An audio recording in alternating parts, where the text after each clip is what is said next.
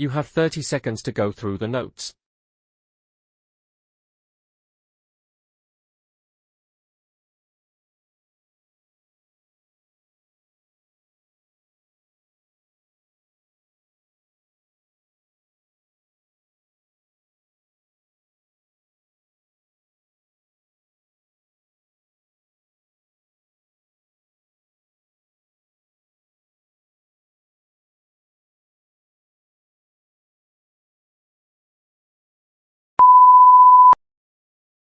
Good morning, Mr. Dawson.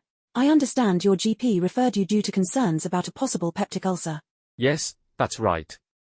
I've been experiencing quite a few symptoms that have been getting worse, and my GP said it was best to see a specialist. Let's start with what's been troubling you. Could you describe your symptoms for me? Sure. The main issue is this persistent burning or gnawing pain just below my ribs, right in the upper middle part of my abdomen. It started mildly about 6 or 7 months ago, and I thought it was just heartburn. But over the last couple of months, the pain's been getting more intense. It comes and goes, but when it hits, it's pretty uncomfortable. It sometimes wakes me up at night, usually around 2 or 3 in the morning, and I feel like I need to eat something to calm it down. Interesting. Does the pain change after eating? Yeah, eating helps a bit. Like if I have a piece of bread or some milk, it takes the edge off. But then a few hours later, the discomfort creeps back. It feels like a dull, sore feeling, sometimes almost like a hunger pang, even when I know I've eaten. Have you noticed any other symptoms along with the abdominal pain? Yes, several. I've been feeling nauseous more often lately. I haven't actually vomited much, just once about 2 weeks ago after a particularly bad episode of pain, but the queasiness is there most days. I've also lost some appetite.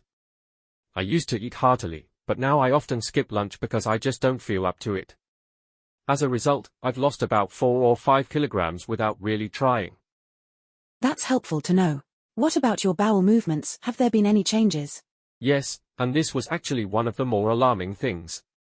About a week ago, I noticed my stool was really dark, almost black and tar-like. It only happened once, but I googled it and saw that it could be blood, which made me nervous. Normally, my digestion's been fairly regular, but I've also had episodes of bloating and a weird, unsettled feeling in my stomach, especially after eating fatty or spicy meals. Have you been taking any medications regularly? I have. I've been using ibuprofen almost daily for about a year because I've had chronic lower back pain. I didn't realize it could affect my stomach. I thought it was safe since it's over the counter. I also take aspirin occasionally for headaches. NSAIDs like ibuprofen can indeed irritate the stomach lining and contribute to ulcer formation. Do you smoke or drink alcohol? Unfortunately, yes to both. I smoke about 15 cigarettes a day. It's a habit I've been trying to quit but haven't managed. And I typically have about 2 or 3 beers with dinner, more on weekends. Lifestyle factors like those can definitely increase the risk.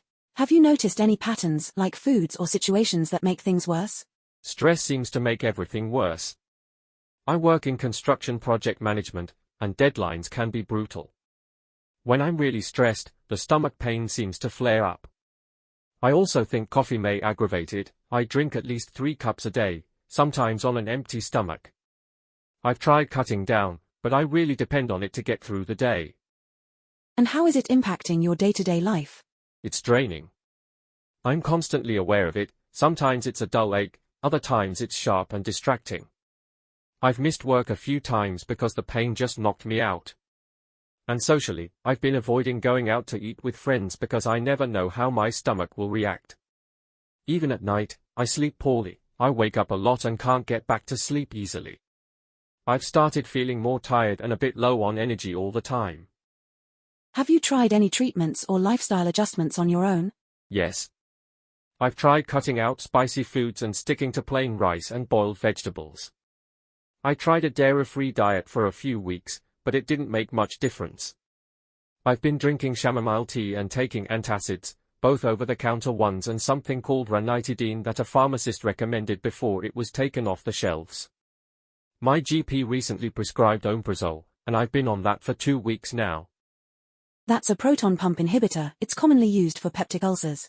We'll continue with that and also test for Helicobacter pylori, a bacterium that's often involved in ulcer cases. If it's present, we'll treat it with a combination of antibiotics and acid-reducing medication. That sounds like a plan. I just want to get to the bottom of this. I hate the unpredictability and the constant worry. Absolutely. We'll run the necessary tests and build a treatment plan based on what we find. We'll also talk about reducing NSAIDs and making some gradual lifestyle changes to support your recovery.